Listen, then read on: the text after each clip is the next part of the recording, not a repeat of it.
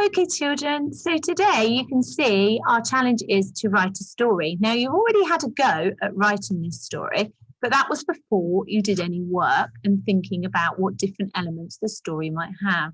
So this is the middle part of our sequence of learning, where we have another go, and then tomorrow you're going to really unpick what you've written and mark it yourself and really think about how you can improve it and edit it to improve it. So today I want you to just think about what we've done in the last few weeks. So this will help you. So we had a little session, a day session on expanded noun phrases, where we thought about when we're describing what's happening in the story, how we can use expanded noun phrases, how we can tell us a little bit more about those things. So our examples are tiny, fragile seedlings. And we also put those prepositions in to tell us where those were. So tiny, fragile seedlings between his fingers, twisted, broken windmills on the hill, small, glowing shoots even beneath the snow. So all of those we've collected and thought about. There's no reason, and I'm sure you've got some of your own too, that you can't use them when you come to write your story. So think about those before you start. Read through all the work you've done building up to this to really get it back in your mind. Then we had a little bit of adverbials and using front adverbials, telling us how, when, and where. So gently he blew on the fragile seedling. After the storm, the farmer walked away. In the distance, hundreds of windmills spun in the breeze. So we're thinking about using those in our sentences to let everybody know how things happened, when things happened, and where things happened. And again, they're there. So if you want to use them as part of your story, that's absolutely fine. We also, if you remember, looked at conjunctions so that we thought a little bit harder about how we might use sentences a little bit of a longer sentence and giving more detail. All morning he toiled until the ground was ready for planting. He carried on watering although his back was aching. So think about making sure you're telling and adding those more details with those conjunctions. Then we had a little quick look at using speech correctly.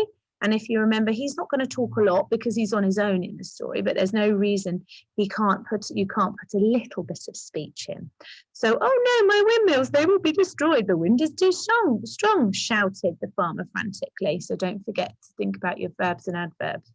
And then finally, yesterday, we had a little look and a little think about how we might show, not tell, the points of high emotion in the story. So his jaw dropped, his heart soared, and a smile spread across his face.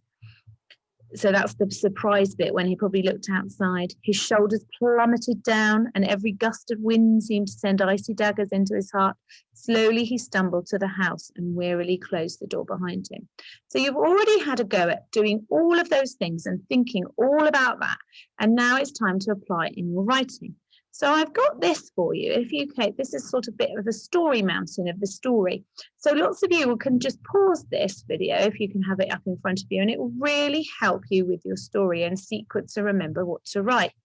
But I'm going to just show you the next screen because you can see there I've separated it into five. Is it five? Yes, it's 5 parts. Now, some of you might be thinking straight away, you know why I've done that. Those pictures clumped together, and I've separated them off into paragraphs. So if we were talking, we've talked about it before, we imagine that a new paragraph starts when we start talking about something different. So it might have a different place in it. It might have a different time in it. So if you look, the first 3 pictures are about how he had the seedlings, how he planted the seedlings, and how he got that ready to grow the seedlings. So that's at one point. And then as time changed, we move on to the next paragraph. And that's why fronted adverbials work so brilliantly, because you can start the next paragraph with in the spring, or by the summer, the windmills had grown tall. So you can use that fronted adverbial to tell us when.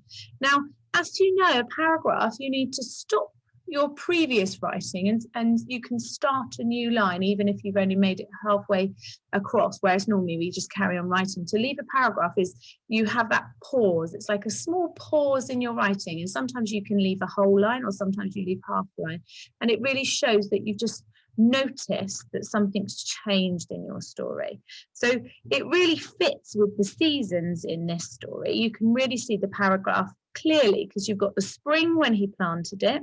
Then it moves on to sort of the summer when all his windmills have grown. Then you move on to the autumn when the storm hit. And you can see that's the sort of next paragraph. And not the final paragraph, but the next paragraph is in the winter. So you've really got help with your fronted adverbials there, because you can say that winter during the autumn. So you've really got help there thinking about what might my fronted adverbials telling us when, those time ones. And then finally it goes back to spring, doesn't it? And maybe sort of spring to summer as he comes out and he sees that they've all grown again. So one of the things we haven't done a daily input on is paragraphs, because it's quite tricky to do that. It's like kind of something that comes, you start thinking about in your writing when you're writing at length. So you're going to really go for it today. You're going to have a really good write, really go for it. All the same rules, capital S, full stops, checking your spelling and using all that hard work that you've already done. So I know it's going to be a challenge for some of you, but you can do it. You all can write at length with good concentration for at least half an hour. So make sure you do that at home too. And then tomorrow we'll do some editing together and improving. Okay, well done everyone. Go for it. Looking forward to seeing your lovely learning.